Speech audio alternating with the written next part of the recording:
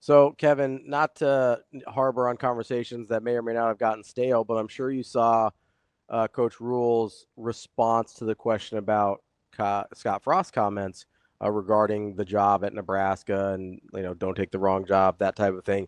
How did you kind of process Coach Rhule's response about the condition of the program when he took over? Well, at first I was like, holy cow, we're going there. This is 2025, and we're talking about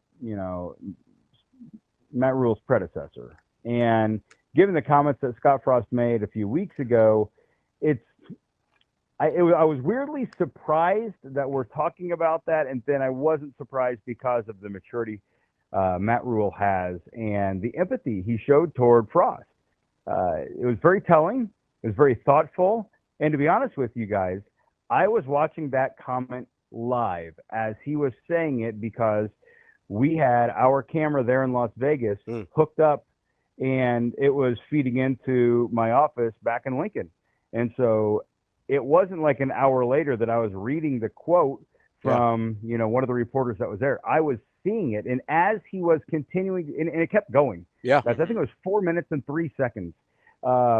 As he was saying it, like, I texted a few of the people that I knew that were right there, like sitting, feet away from Matt Rhule. Holy crap. Because prior to that comment, media days, to be honest, it was very media days. Yeah. There wasn't too much sauce or spice on the day. There were no headlines. If anything, it was like, wow, look at Dylan's suit. That's kind of cool. It's custom made. And then all of a sudden, when Matt Rhule starts to talk so openly about the challenges that Scott Frost faced when he was Nebraska's head coach, you're like, now we got some meat on the bone. And here we go. Like, there's a story there now. But the actual contents of his quote, and I'm thinking like, wow, this is going to be something that the people will want to consume, the viewers, the fans, and not just Nebraska fans, college football fans. I think are going to learn a lot by what Matt Rhule said. And I thought he towed that line, which we're not surprised that Matt Rhule is just, he puts on a master class on how to say a lot, be empathetic, be thoughtful without being brash and critical. He just has an incredible ability to do that on a variety of topics. And yesterday's I thought was pretty fascinating. Kevin, when you look back, and I know you said you were reacting to it live with the Scott Frost commentary and such, but Rhule had to have maybe had an inkling that would likely be a topic that could be brought up. When that sort of topic comes up, are you surprised that Rhule didn't try to shy away from it? Because as soon as you make any type of comment one way or the other, it's going to be a headline, whether you choose the positive route like he did and then to talk about the state of the program following, or if you choose to go the opposite way, which Rhule hasn't done so far.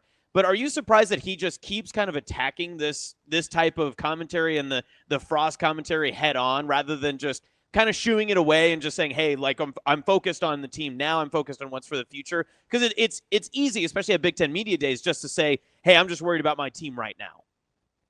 Yeah, I'm not surprised, to answer your question, Austin, because Matt Rhule just seems so overly confident in his thoughts and the way he can communicate. And we've seen Matt Rhule take some really tough topics and just go there. He will lean in and he won't back away. So I'm not surprised that he did it. I was just caught off guard by it because there was just some juice there. And yeah, Matt Rhule has talked about how much you have to pay a quarterback in order to get him on your campus. He's talked openly about the college football playoff. He's talked openly about revenue sharing, and he's talked openly about female football, girls flag football and its rise. Like, so if there's a topic that maybe has a little bit of like tread lightly, Matt Rhule, he doesn't tread lightly. He just goes stomping right through it because I think he just feels confident in his thoughts, and he feels even more confidently that he can communicate his thoughts without getting himself in trouble.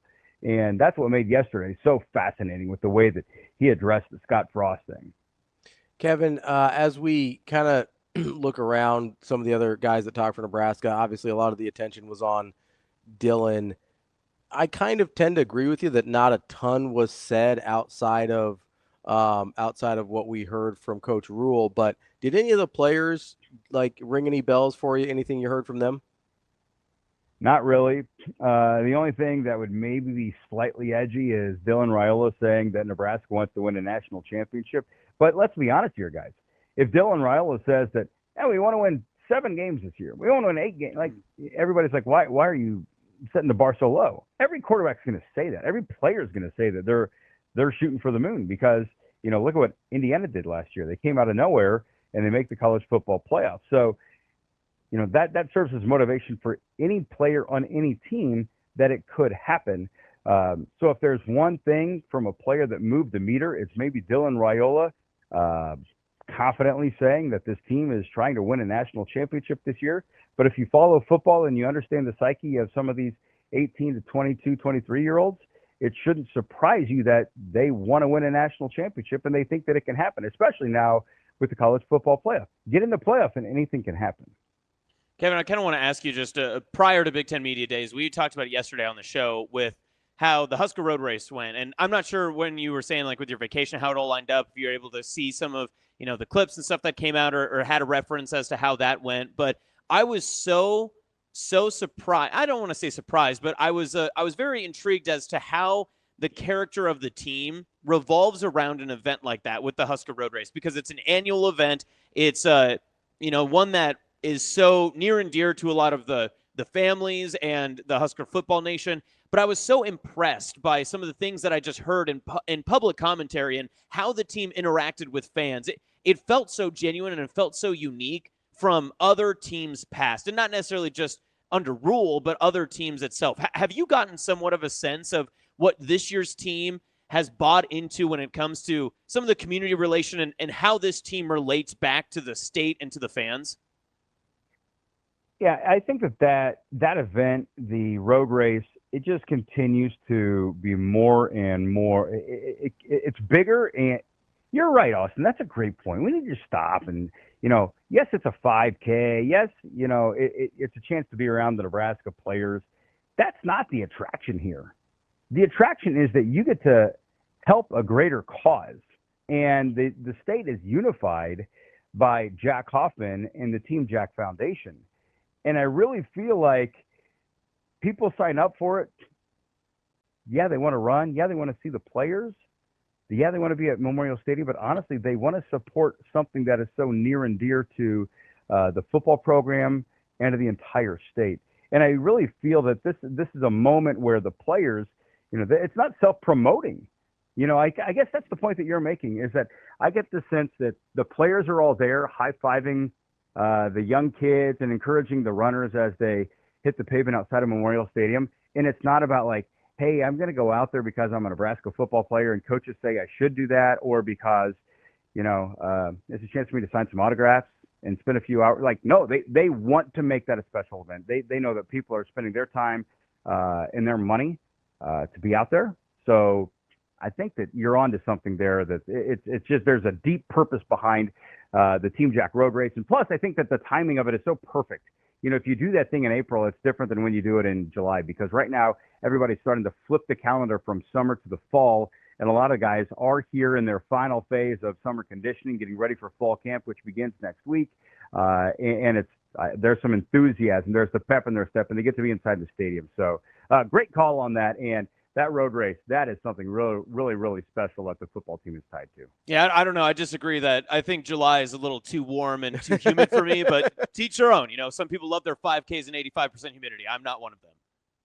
Yeah, it's kind of ridiculous, but it's perfect timing, and right. It is really cool. And beyond that, from the community service aspect, keep in mind that Dylan Raiola had his youth football camp at Lincoln Pius X High School on Saturday. So that was the day before the road race, and it was Raiola's camp, but I felt like half of the offense was there. Yeah. So, again, those guys were there to support Dylan, but if you see some of the videos, some of the pictures, and hear some of the clips from that event, again, it just, I don't get the spirit that it is self-promoting, and more so it's just about these are the kids that look up to us, and we want to spend some time with them. Mm-hmm. That's Kevin Sjuts, 1011 News in Lincoln. Kevin, appreciate the time as always. We'll talk to you soon. All right, boys. Thank you so much for having me on. Thanks, Sjuts. That's Kevin Sjuts, 1011 News in Lincoln. No, that's a good point. It was kind of funny to see Dane Key out there in like a retro 15 jersey at Dylan's camp, and then to see all the guys out there at the road race. We talked about this a little bit yesterday, but it's a super cool event, and obviously has a huge impact on the state and the program and everything. Yeah. So speaking of Key, did you see? I think it was from yesterday that he had some commentary. Or maybe it was probably from the road race. Or no, Dylan talked about Dane. That's what it was. And they said, "What kind of relationship are you building with him?" And he said, "When Dane moved in, he just texted me and said, 'I'm moving in. Get a room ready.'" And so Dylan goes, "All right, got to get the room clean, get it picked up." And then I thought it was really interesting too. Dylan finished that sentence by saying, "That's a dude that's going to be in my wedding one day." yeah, They've known each other for a couple months, 6 months. Yeah, About at probably most. 6 months when they got back on campus for winter. And I think conditioning. that's something that I think that DB can definitely speak on a little bit more because he's got a little more insight into the program. But when you build character and you have a program built around guys that have a similar mentality, guys that love to get into the mud, love to be competitive, you build these bonds a lot quicker and a lot easier, right? It's easier to build bonds when everyone suffers together rather than when everyone is succeeding together. Because when you only are succeeding, there's a lot of people that want to have the success for themselves. But when everyone's kind of deep in the shit for it, right? Yeah, when you know what each and every one of you has gone through to get to the success when it comes, yeah, it hits different. Yeah. It absolutely does. I will say it is kind of funny. There are some people, just kind of outside the football part of it, there are some people where you just sort of instantly are like, oh, yeah, that person's like my best friend. Yeah. Like you meet him immediately. Like there's a guy I went to college with. We only ever lived in the same state for 9 months. He came to school 1 year, and then he moved back home, and we've been – that's Evan from Illinois. Yeah, okay, Who comes up on the show a lot. He's kind of my Illinois insider guy. I went out to see him last year in Champaign. We've been best friends for 17, 18 years at this point. We only ever lived in the same state for 9 months, right? Like incredible, from the start of his freshman year to the end of his freshman year when I was a junior, like that's the only time we've ever lived in the same place. And we like you build this friendship. So I hope he's right. Like I think that's super cool, and not just from a football standpoint, but just from a person standpoint that you just hit it off with this guy. Obviously, Dane Key's older than Dylan Raiola is, and so there's probably a little bit of like big brother, little brother dynamic there to a certain extent, but also just this mutual respect where I was like, oh, that's my dude. We're cool now. Right. I don't know. I love when stuff like that happens, right?